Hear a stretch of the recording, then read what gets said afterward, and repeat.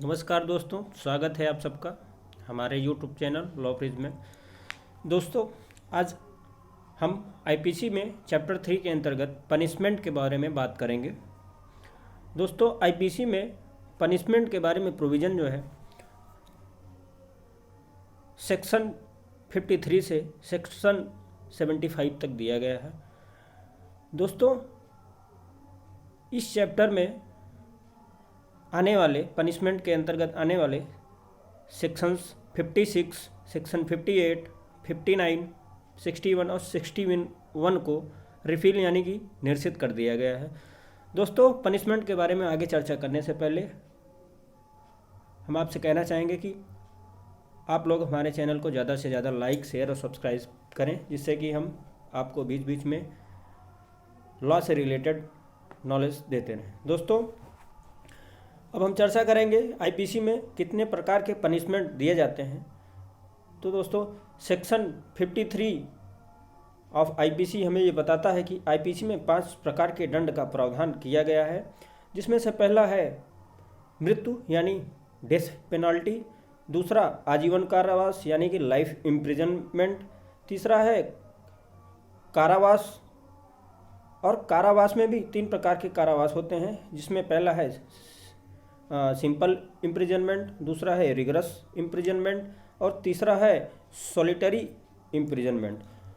अब चौथे प्रकार का जो पनिशमेंट आईपीसी में है वो फाइन यानी कि अर्थदंड है, और पांचवा जो है फॉरफीचर ऑफ प्रॉपर्टी यानी संपत्ति के संपहरण का दंड है। दोस्तों, अब हम पहले प्रकार के दंडादेश के बारे में बात करेंगे। तो आईपीसी के अंतर्गत जो पहला सेक्शन 53 में जो पहले प्रकार के दंडादेश की बात की गई है वह है मृत्यु दंडादेश, और आईपीसी में मृत्यु दंडादेश से संबंधित प्रावधान किन किन सेक्शंस में दी गई है उनको क्रमशः इस प्रकार से दिया गया है, जिनको हम आगे सेक्शंस में देखेंगे। तो दोस्तों, जो पहला सेक्शन है जिसमें मृत्युदंड का प्रावधान किया गया है वो है धारा 121, जिसमें धारा 121 में भारत सरकार के विरुद्ध युद्ध करने के लिए कोई प्रयास करता है तो उसके लिए मृत्युदंड का दंडादेश उसको दिया जाता है। दूसरा धारा है धारा 132। धारा 132 ऑफ आईपीसी हमें यह बताता है कि भारत सरकार के विरुद्ध युद्ध करने के लिए कोई दुष्प्रेरण करता है और उसके परिणाम स्वरूप भारत सरकार के विरुद्ध युद्ध हो जाता है तो दुष्प्रेरण करने वाले व्यक्ति को मृत्यु दंडादेश दिया जा सकता है। दोस्तों, तीसरी जो धारा है वो धारा है 194, और आईपीसी की धारा 194 हमें बताती है कि कोई व्यक्ति ऐसा मिथ्या साक्ष्य प्रस्तुत करता है जिससे किसी निर्दोष व्यक्ति की मृत्यु हो जाती है, और जो मिथ्या साक्ष्य देता है उसे मृत्युदंड की सजा दी जा सकती है। दोस्तों, चौथी धारा जिसमें मृत्यु दंडादेश का प्रावधान है वो है धारा 302, जिसमें हत्या के लिए मृत्युदंड की सजा दी जाती है। पांचवी धारा जिसमें मृत्यु दंडादेश का प्रावधान है वो है धारा 305,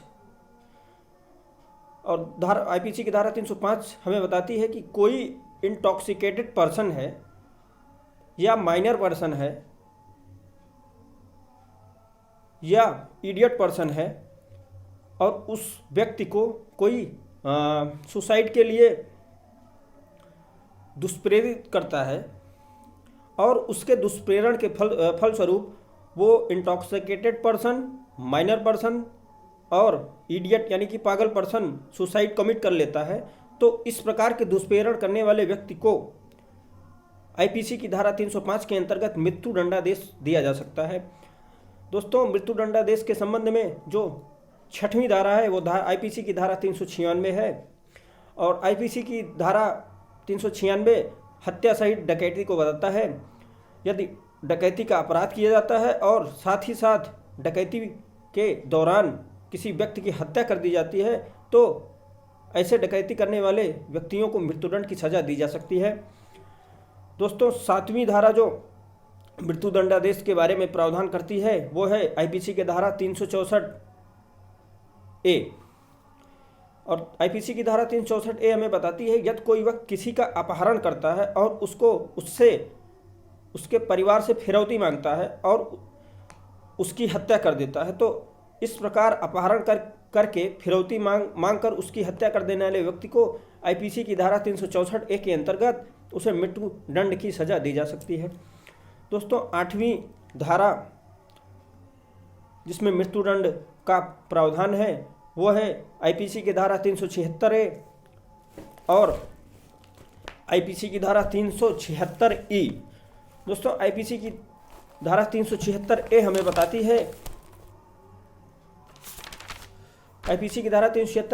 है कि पीड़िता की मृत्यु कारित करने या लगातार निष्क्रिय स्थिति में बने रहने के परिणाम स्वरूप उत्पन्न करने के लिए किसी व्यक्ति को मृत्युदंड की सजा दी जाती है। और आईपीसी की धारा 376E हमें बताती है कि यदि कोई व्यक्ति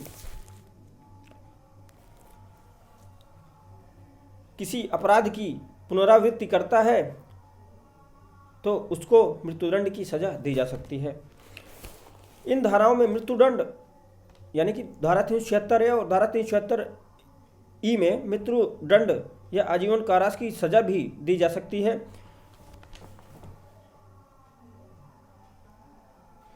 दोस्तों, उपरोक्त जो भी धाराएं बताई गई हैं उन धाराओं में आजीवन कारावास या तो मृत्युदंड की सजा दी जा सकती है, लेकिन आईपीसी में ऐसी कौन सी धाराएं हैं जिसमें केवल मृत्युदंड दी जा सकती है? तो ऐसी धाराएं हैं आईपीसी की धारा 307 का परंतुक और धारा 303 धारा। और अब धारा आईपीसी की धारा 303 को मिट्ठू बनाम स्टेट ऑफ पंजाब 1983 के केस में सुप्रीम कोर्ट ने अनकॉन्स्टिट्यूशनल घोषित कर दिया गया है। धारा आईपीसी की धारा 303 हमें बताती है कि यदि कोई अभियुक्त आजीवन कारावास की सजा भोगने के दौरान यदि किसी व्यक्ति की मृत्यु कारित कर देता है तो उसे मृत्युदंड की सजा दी जाती है। लेकिन मिट्ठू वर्सेस स्टेट ऑफ पंजाब 1983 के केस में सुप्रीम कोर्ट ने सेक्शन 303 ऑफ आईपीसी को अनकॉन्स्टिट्यूशनल घोषित कर दिया गया है। दोस्तों, अब धारा 307 का परंतु जिसमें मृत्युदंड का प्रावधान है उसमें क्या प्रोविजन है? तो धारा 307 ऑफ आईपीसी का परंतु हमें यह बताता है कि यदि कोई अभियुक्त व्यक्ति आजीवन कारावास को भोग रहा है और वह आजीवन कारावास भोगने के दौरान वह किसी व्यक्ति की हत्या करता है और उससे सिंपल हर्ट कारित हो जाता है तो उसे मृत्युदंड से दंडित किया जा सकेगा। यहाँ पर और सेक्शन 307 ऑफ आईपीसी में शब्द का प्रयोग किया गया है। यहाँ कोर्ट अपने विवेक के अनुसार मृत्युदंड की सजा दे भी सकता है, नहीं भी दे सकता है। यह आईपीसी में बनी हुई है और धारा 307 जो है आईपीसी में बनी हुई है। धारा 307 का परंतु में शब्द का प्रयोग किया गया है जो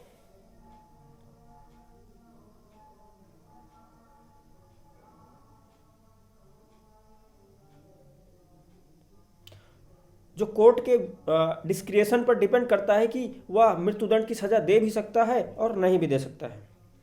तो इस प्रकार हम लोगों ने देखा कि आईपीसी के अंदर किन किन सेक्शंस में मृत्युदंड के प्रावधान किए गए हैं। तो मृत्युदंड के से संबंधित प्रावधान आईपीसी की धारा 121, 132, 194, 302, 305, 396, 364 है, 376 है, 376E और 307 का परंतुक और धारा 303 में मृत्युदंड से संबंधित प्रावधान किया गया है। धन्यवाद दोस्तों। हम अगले लेक्चर में अब दूसरे दंडादेश यानी लाइफ इम्प्रिजनमेंट यानी आजीवन कारावास के बारे में बात करेंगे। धन्यवाद। जय हिंद।